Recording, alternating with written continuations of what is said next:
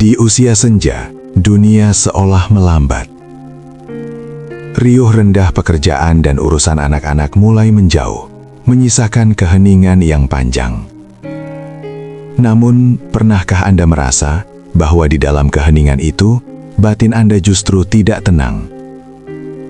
Ada beban yang tak terlihat, yang membuat dada terasa sesak, meski kita tidak sedang memikul barang berat. Banyak dari kita bertanya-tanya, mengapa di usia ini, saat seharusnya kita beristirahat, batin ini justru semakin gelisah. Hari ini, kita akan bicara dari hati ke hati tentang sebuah rahasia kecil yang sering kita abaikan, bahwa setiap keluhan yang keluar dari mulut kita sebenarnya adalah batu bata yang sedang kita susun untuk membangun tembok kegelisahan kita sendiri. Ringan di mulut, berat di hati. Keluhan seringkali datang tanpa diundang. Ia terasa ringan, bahkan kadang terasa nikmat saat diucapkan. Kita mengeluh tentang makanan yang kurang garam, pinggang yang encok, atau cuaca yang tak menentu. Kita mengira bahwa dengan mengeluh, beban itu berpindah keluar. Namun kenyataannya, keluhan tidak membuang beban. Ia justru mengendapkan racun di dalam batin. Ibarat setetes tinta hitam dalam segelas air bening. Satu keluhan kecil mungkin tak terlihat, tapi ribuan keluhan selama bertahun-tahun akan membuat seluruh air di hati kita menjadi keruh. Inilah mengapa banyak lansia merasa hidupnya tidak tenang. Pikiran menjadi terlalu sibuk menghitung apa yang salah, sehingga kita lupa cara menikmati apa yang benar. Keluhan membuat batin selalu dalam kondisi siaga, seolah-olah seluruh dunia sedang memusuhi kita, hingga akhirnya waktu istirahat pun menjadi waktu untuk berperang dengan pikiran sendiri. Jebakan fokus pada yang hilang.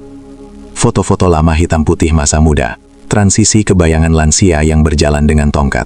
Masalah terbesar di usia tua adalah ketika kita mulai membandingkan siapa kita dulu dengan siapa kita sekarang. Kita mengenang masa saat kita masih menjadi pusat perhatian, dan saat tubuh masih sanggup menaklukkan dunia. Lalu kita mengeluh karena semua itu kini telah sirna. Kita terjebak dalam lubang kehilangan. Mata kita hanya tertuju pada anak yang jarang datang, bukan pada tetangga yang setia menyapa. Kita hanya merasakan linu di sendi, bukan nikmatnya paru-paru yang masih bisa menghirup oksigen secara gratis. Pikiran yang hanya fokus pada kekurangan adalah pikiran yang tidak pernah mengenal kata cukup, dan batin yang tidak merasa cukup selamanya tidak akan pernah merasakan damai. Kegelisahan itu muncul karena kita terus-menerus mencoba memegang apa yang sudah seharusnya kita lepaskan. Dampak pada tubuh dan hubungan. Pernahkah Anda merasa sakit kepala atau sesak napas tanpa alasan medis yang jelas? Sebenarnya, itu adalah jeritan batin yang kelelahan, karena jiwa dan raga adalah satu kesatuan. Ketika hati penuh dengan keluh kesah, tubuh menerima sinyal bahwa hidup ini berat, yang memicu stres dan membuat otot menegang. Di sisi lain, keluhan juga membangun tembok antara kita dan orang tercinta. Anak cucu kita datang mencari pelukan dan keteduhan. Namun jika yang mereka temukan hanyalah rentetan keluhan atau penghakiman, mereka akan merasa tidak nyaman. Tanpa disadari, kita merasa kesepian bukan karena mereka tidak peduli, tapi karena kita sendiri yang secara tidak sengaja mengunci pintu hati dari kehadiran mereka, melalui lisan yang terus-menerus mengeluh. Jadi, bagaimana caranya agar batin kembali tenang? Jawabannya adalah dengan mengganti keluhan menjadi kesadaran.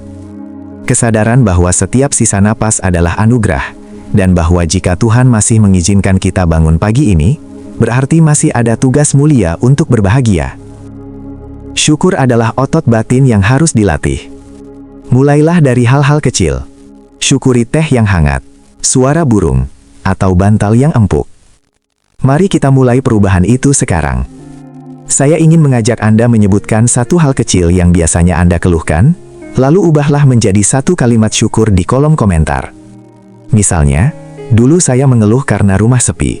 Sekarang saya bersyukur karena sepi ini memberi saya waktu untuk lebih dekat dengan Tuhan. Ingatlah, batin yang tenang adalah harta paling mewah di usia tua, dan syukur adalah satu-satunya jalan menuju sana. Semoga damai selalu menyertai hati Anda.